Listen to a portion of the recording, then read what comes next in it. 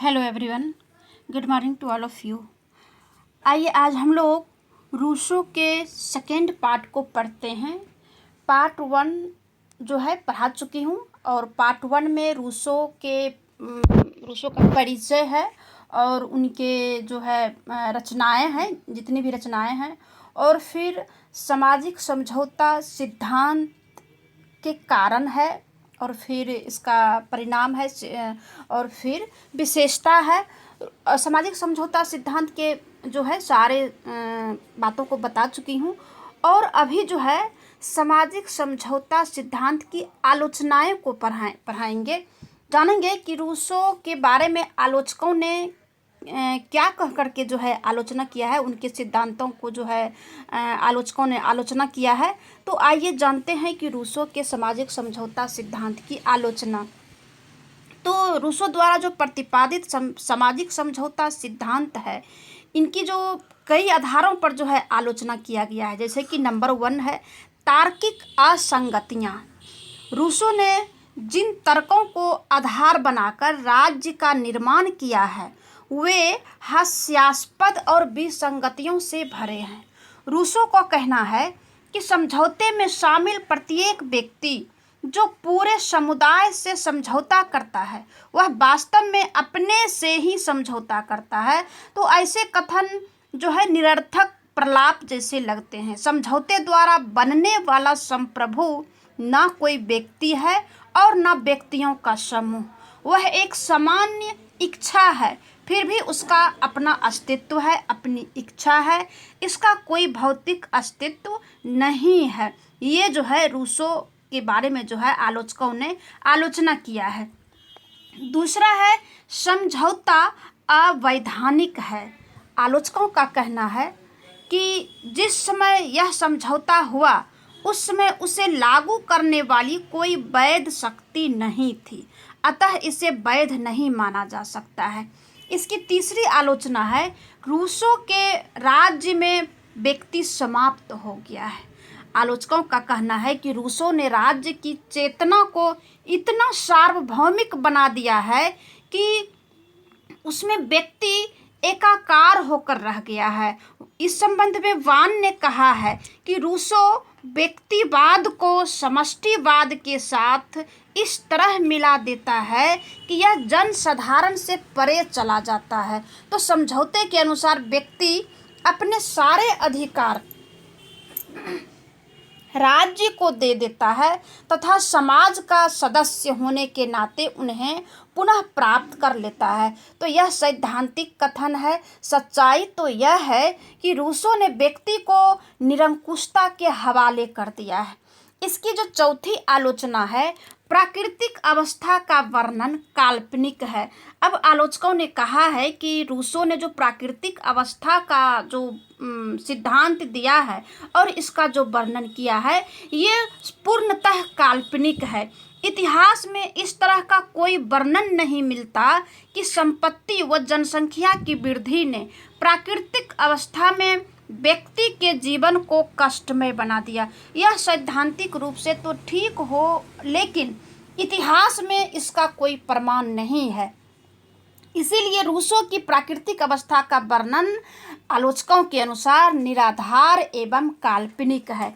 पांचवा है विरोधाभासी।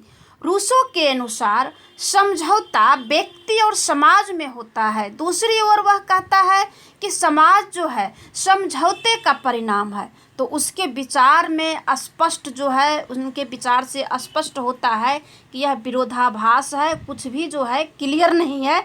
तो उसका सामाजिक समझौता सिद्धांत हॉब्स के मानव समाज के विचार पर आधारित है। तो आलोचकों के अनुसार कहीं रूसो पर आधारित है। आलोचकों ने जो है रूसो के समझौते को ऐतिहासिक घटना कहता है, कहीं निरंतर चलने वाला क्रम कहता है। अतः यह सिद्धांत जो है पूर्णतः विरोधाभासी है।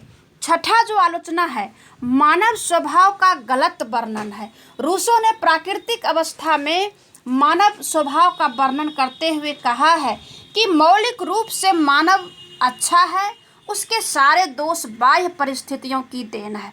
वास्तव में ऐसा नहीं है। मानव स्वभाव दैत्य व देव दो प्रवृत्तियों का मेल है। जैसे कि दैत्य और देवता कहा जाता है, तो इसका जो है दो प्रवृत्तियों का मेल है। सातवां जो है आलोचना, राज्य समझौते का नहीं विकास का परिणाम है। अब जो है आलोचकों ने कहा है कि आधुनिक समय में यह सिद्ध हो चुका है कि राज्य समझौते का परिणाम न होकर धीरे धीरे होने वाली सामाजिक संस्थाओं के विकास का परिणाम है। अतः राज्य को समझौते का परिणाम कहना बिल्कुल ही गलत है। आठवां जो है सामाजिक प्रगति सिद्धांत का विरोधी। अब जो है आलोचकों ने कहा है कि रूसो का जो सामाजिक समझौता सिद्धांत है, संपत्ति का उदय तथा जनसंख्या वृद्धि के परिणाम स्वरूप प्राकृतिक अवस्था दोषपूर्ण हुई।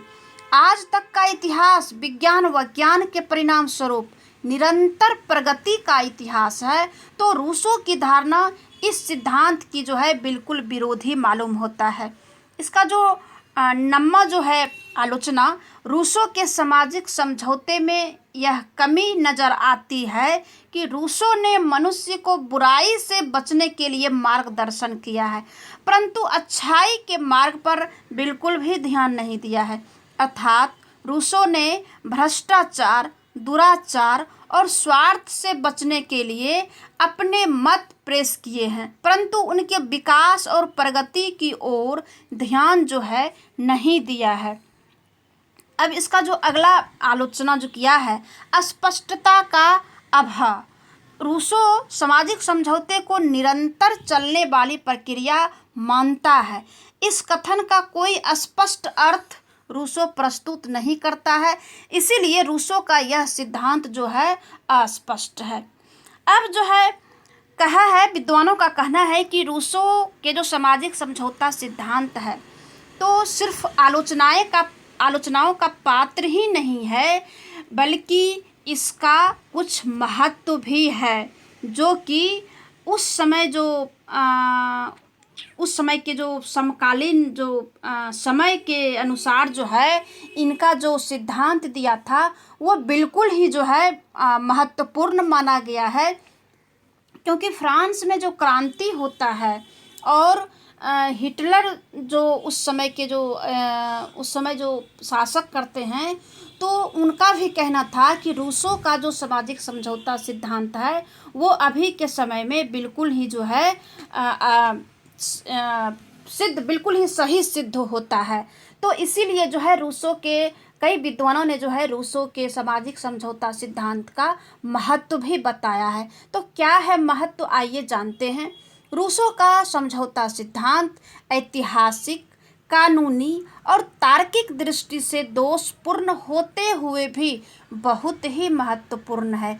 इसका महत्व इस प्रकार है। नंबर 1, इस सिद्धांत द्वारा राज्य की उत्पत्ति के दैवीय सिद्धांत पर करारी जो है चोट की गई है। उस समय जो राजा जो हुआ करते थे और राजा जो है प्रजा के अस्तित्व को बिल्कुल ही नहीं मानते थे, सिर्फ जो है देवी देवता को ही मानते थे।